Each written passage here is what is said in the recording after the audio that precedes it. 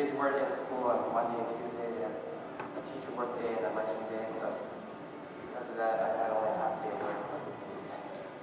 Praise God. But I hope all of your weeks were good. Yeah. So anyways, let's look at this. So we're in Genesis chapter 32.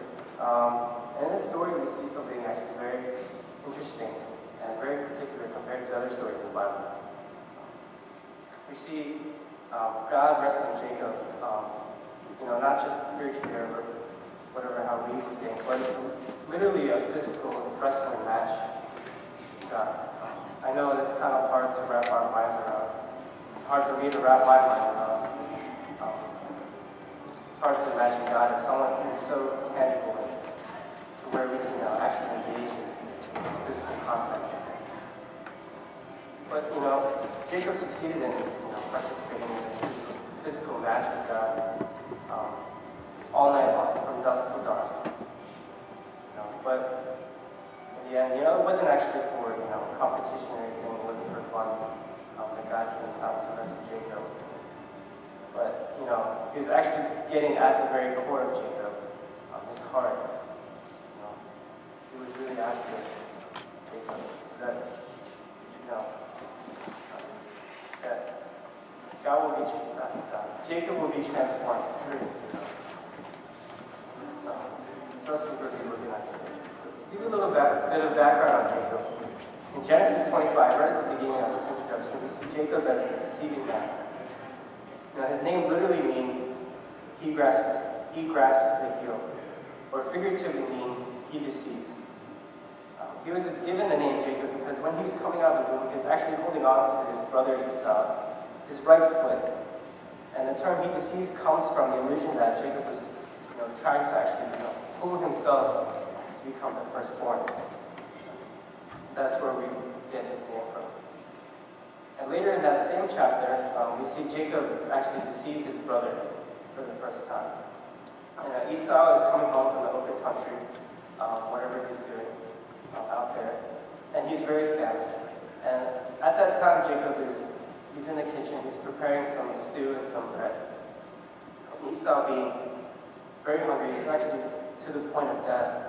He says to his brother Jacob, "Hey brother, give me some of that food that you're making, some of that stew." And Jacob, being as cunning and as he is, he says to Esau, "Okay, I'll give you some stew if you first give me your birthright."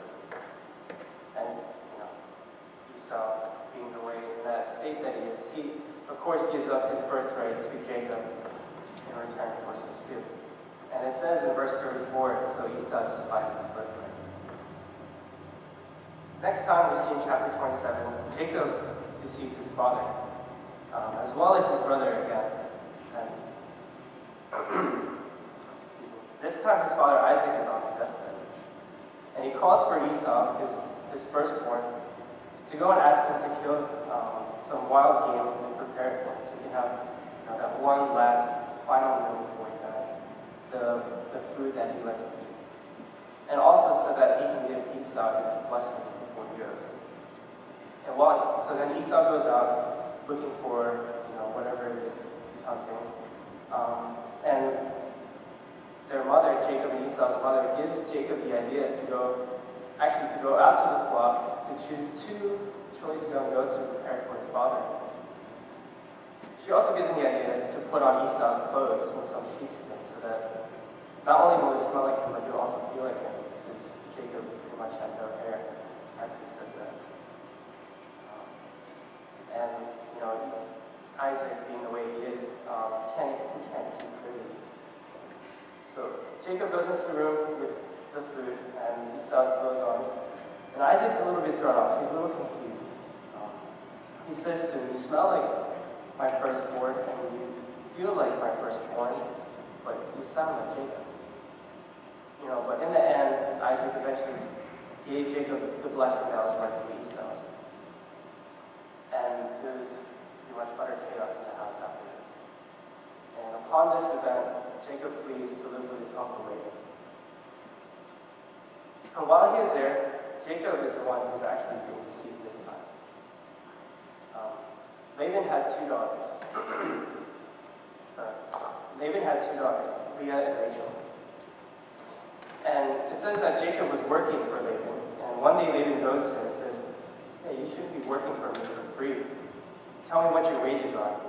And Jacob, being the young man, he's in love with Rachel, Laban's second daughter. So he says to Laban, "Give me your daughter Rachel's hand in marriage." And he says, "Okay, that's a fair deal. Work for me for 7 years, and after the 7 years, I'll give you her hand in marriage." So then he works for 7 years, which seems like, a minute to him because he was so in love with Rachel. And after the 7 years, he marries, and he actually marries, and he goes to bed. And the next morning, he wakes up and he finds out it's actually Leah, the firstborn. It's kind of crazy. I don't know how you can marry someone and go to bed with them and not know that it's not the one you want to marry. But anyways, the next morning he goes to Laban and he says, "Why did you give me Leah when I specifically asked for Rachel?" And Laban said, "It's not the custom here for the firstborn to be married after the secondborn." So then he works for another 7 years so that he can have Rachel's hand in marriage. So then he works for another 7 years, and then he finally gets to marry Rachel. So we can see that Jacob was actually deceived in this part of the story. However, Jacob being the way he is, he deceives Laban as well. He's raising livestock for Laban, and they make an agreement that any livestock that has any kind of blemish or spot or impurity, so to speak, would be Jacob's, and any livestock that was really clean would be Laban's. And so Jacob, what he did, of course, he cut fresh poplar and almond and put it in the water containers or water troughs or whatever they're called, where the animals would drink from. And while the animals were pregnant, they would actually drink from these water containers. So with the fresh wood in there, their newborn, whenever they gave birth, the newborns would have blemishes and spots on them. And that way Jacob was actually prospering himself and enriching himself, and actually deceiving Laban. Laban wasn't getting really much in livestock because they all had blemishes. And unfortunately, this upset Laban and forced Jacob to flee from where he is, along with everything he owns, back to his home. So that's where we are in this part of the story. And you can see a little bit of Jacob and who he is as a person and his deceiving nature. So that's a little bit of background. So let's look at this wrestling match. As I was reading and studying this, I was questioning a lot whether if this was an actual wrestling match or if it was something along the lines of more of a spiritual struggle. I personally feel that it's a bit of both. That actual physical contact occurred, that Jacob actually literally wrestled with God. And second, I wonder if any words were exchanged. It says that man came at dusk or whatever and started wrestling with Jacob. It's kind of odd if no, I guess, exchange of words happened or it just seems a little odd that a man just come over and start wrestling with Jacob. It's like, someone who I don't even know comes over to me and starts wrestling with me. I'd be thrown off a little bit if I were Jacob. So I was just kind of wondering that. It kind of made me think of my time at Virginia Tech, actually. I had two roommates who were both wrestlers in high school, and no reason whatsoever, we would be watching a movie or something, and the one just turns over there and just starts wrestling with them. Just because, I don't know, we were bored, or they were bored, and we just wanted to bother each other and kind of pass the time. It was a little weird at first. To be honest, I didn't know what was going on. But, eventually after a while, it was kind of funny to watch. However, this isn't what God was doing in the story. This wasn't the case in the story. God was actually after something from Jacob. He was after the character and the heart of Jacob. So, we see in the very beginning of this story, God came to wrestle Jacob, but it says man came to wrestle Jacob, not Jacob went to wrestle the man. men came specifically to wrestle with him, with Jacob. And Jacob was left alone, and at this point in the story, he's moving all of his stuff. And he moved all of his stuff over the river, and he actually was alone. And this is the, I guess, prime time, whatever, that God wanted to go and visit Jacob, go meet Jacob. He wasn't wanting to, I guess, go to Jacob when he was busy moving all his stuff, running away from Laban, making sure he was keeping care of all of his livestock and his family, and just everything that was going on. You could fill his day with, a great number of things. But God wanted to have time alone with him, just in order to get his full 100% attention.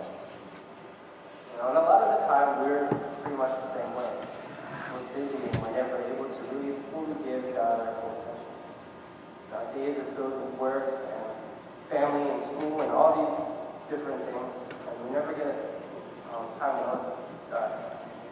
And I speak for myself when I say this. I'm busier than ever right now, working 7 days a week, being here at church with me, at Taekwondo, and spending time with family and friends.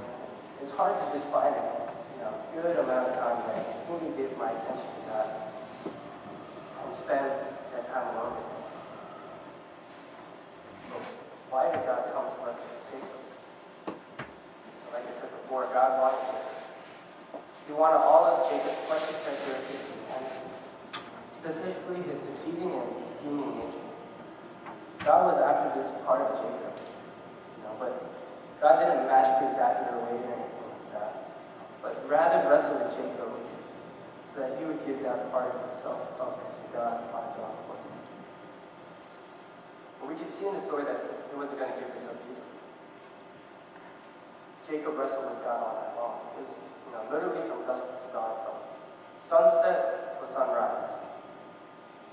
We could kind of imagine if we were to wrestle with God, it probably wouldn't be long before we give up. Yet, Jacob was a contender all night long. And this really, really shows Jacob's resilience. To wrestle with God, let alone all night long, is truly, truly resilient. It really shows his determination and his stable and unwavering character. Not being shaky, not willing to give up is something that can actually be admired. After all, though, he is a bit arrogant because he's wrestling God. But not only is he wrestling God, he's actually trying to win against God. Because that's Jacob's nature.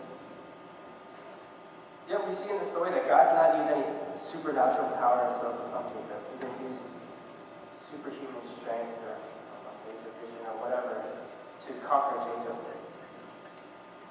Instead, he wrestled with Jacob all night so that God would have all of Jacob. And he didn't want to force Jacob into relying on him. Instead, he was really willing to wrestle with him all night, much like God will wrestle with us for days on end until we rely on him. It's easy for us, especially in this day and age, especially in this country, for us to rely on wealth, family, and especially ourselves. Self-sufficiency is a pretty scary thing to feel. Because when we are self-sufficient, we no longer feel the need for God's presence. We no longer feel the need that we have to have God in our lives, that we got everything we can, that I can do this, I got this, God, I don't know what you. We put Him on the back burner. But God wants our lives to be a part of His. He wants us to want Him in our lives. This is the desire of God. We have to think of Jesus. That's why He sent His Son for us to pay for us, so that in the end we can spend eternity with God. And in the end of the story, Jacob's wrestling with God actually turns to holding on to God. Jacob could not wrestle anymore, especially with the condition that his hip was in. As we see in the middle of the story, it says that the man touched the socket of Jacob's hip. So in this, physical condition, he couldn't wrestle anymore. He was tired. And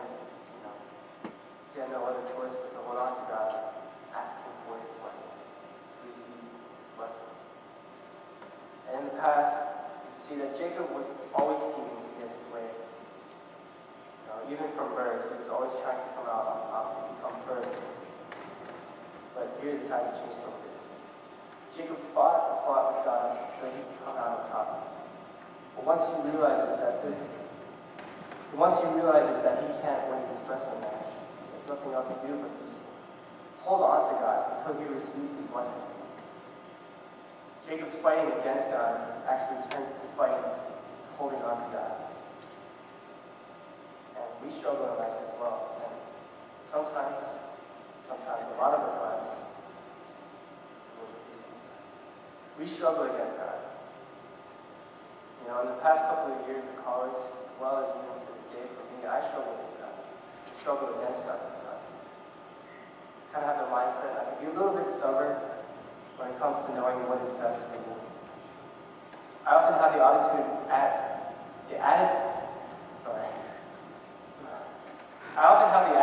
of, God, you're not me, so how can you know what's best for me? But I know me, so I know what is best for me. I struggle with God all my life, but at the end of the day, I have no other power or will left but to just hold on to him, because I know if he leaves me, that if he goes without blessing me, that my life's going to collapse, going to crumble, it's going to break apart. We cannot live without God and without his blessings. Yet, in this story, Jacob did not receive his blessing until he was able to answer God's question. We see in verse 27, it says the man asked him, "What is your name?" I thought, when I was reading this, kind of funny question for God to ask. After all, God did create Jacob, so he should obviously know his name is, who Jacob's name is. So why would God pose such a question to Jacob if he is all-knowing God? If he is all-knowing God, who in Psalms 139 says, "You knit me in my mother's womb." And I haven't tried knitting, but if anyone here has ever tried knitting, know that it can be a very tedious job. You have to really know. And Jacob's name, as we've seen before, it means he grasps the needle, or figuratively, he deceives. And we remember why, it's because he was holding on to his brother Esau's right foot. Pulled himself forward. He was giving off the illusion of him trying to become the firstborn. Throughout Jacob's life so far, he's always tried to come out on top and be first. And he competed against his brother Esau multiple times, and he even tried to become wealthier than David. And now, at this point in his life, he's trying to beat God in this wrestling match. So when God is asking for Jacob's name, he's not actually asking, him who he is because he doesn't know who he is. He's asking him because he wants, Jacob's first step towards repentance. He's asking Jacob to reveal his true nature, not only to God, but to himself as well. And upon answering God's question, God restores Jacob. He gives him the name of Israel, meaning he struggles with God. So no longer is Jacob known as being deceiving. And in the same way, God wants us to reveal our true nature to him. It's easy for us to display ourselves in a positive manner, even towards God. We want to show him all the great things we've done. I've done this at church, and I've done this for these people, and so on, and so on, and so on. But we sometimes tend to choose,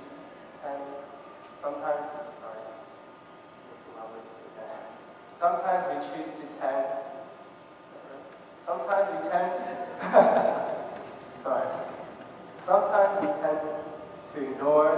choose to ignore, all the sin in our lives that we've committed. We pretend that they don't exist, so to speak, sweep them under the rug. That's not what God wants.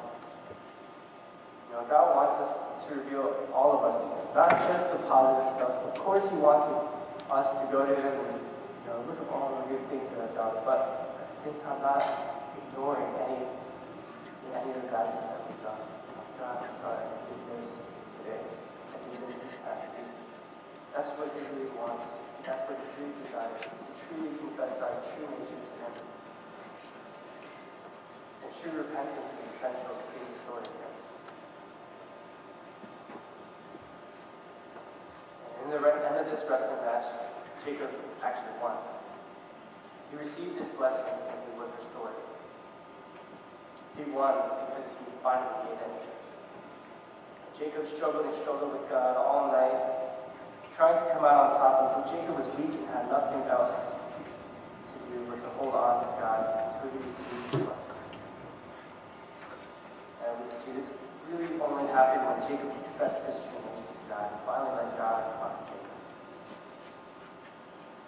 Jacob was really only blessed when he allowed God to have all of it. And it's the same way with all of us. We can only truly win when we give in and let God have all of us. Not just some of us, not just some of us, but a little bit of us, but 100% of us.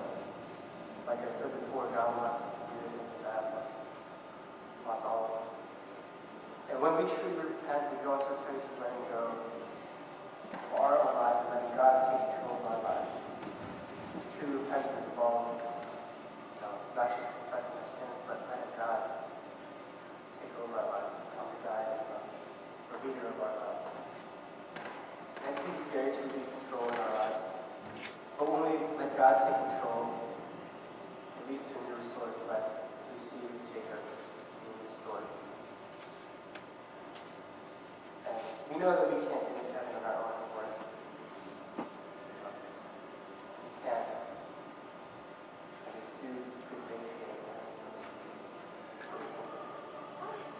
Therefore, it's after the acceptance of Christ that we can really stand the rest and taking that step of repentance and to fully receive as our Lord and Savior, as our Christ, paid for us so that we can really get it. So on that, let's go into the time where we can really give ourselves up to God, so to really repent, to just tell Him all the things, and to truly go to that place where we struggle with God, but we really actually let us surrender ourselves